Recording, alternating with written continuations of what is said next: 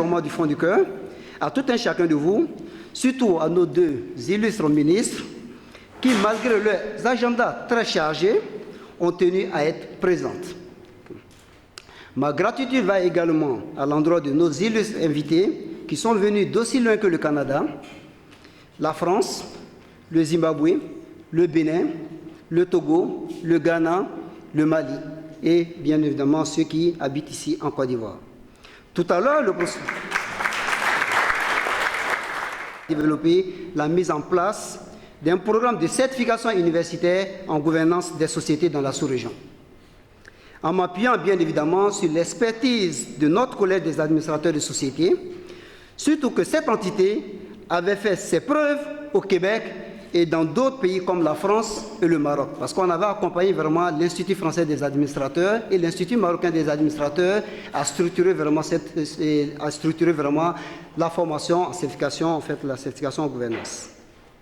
Dans la mise en œuvre de ce projet, j'ai alors rencontré mon ami Dr Edokossi Emenouvé, le directeur général de la Bourse régionale des valeurs mobilières d'Abidjan, qui a tout de suite vu la pertinence du projet et y a adhéré, sans hésiter. Mais pour moi, l'adhésion de la BRVM au projet lui donnait toute sa dimension en fait sous-régionale, et je le remercie sincèrement en fait d'avoir cru au projet dès le départ et d'y avoir vraiment investi tout le temps qu'il fallait pour le succès du projet. Comme première étape du processus, nous avons d'abord organisé ici même, à Abidjan, le 24, ici en septembre 2014,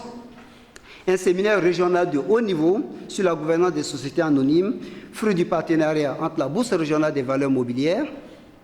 le Collège des administrateurs de sociétés de l'Université Laval et l'Institut marocain des administrateurs. L'objectif de ce séminaire pour nous était avant tout de sonder le terrain sur la pertinence d'un tel projet pour la sous-région et d'avoir l'adhésion des acteurs. Et je pense que le séminaire fut un réel succès. Mais cette collaboration avec la BRVM a d'ailleurs abouti en mai 2016 à la signature à Québec d'un accord cadre entre l'Université Laval et la BRVM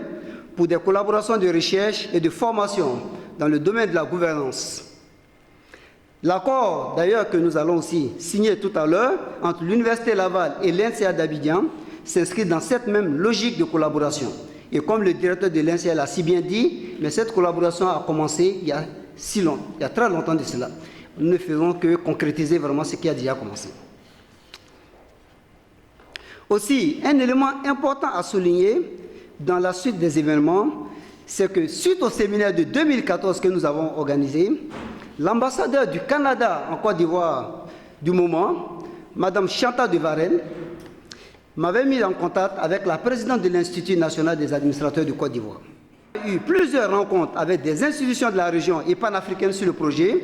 comme les rencontres au siège de la Banque africaine de développement à Abidjan en 2016,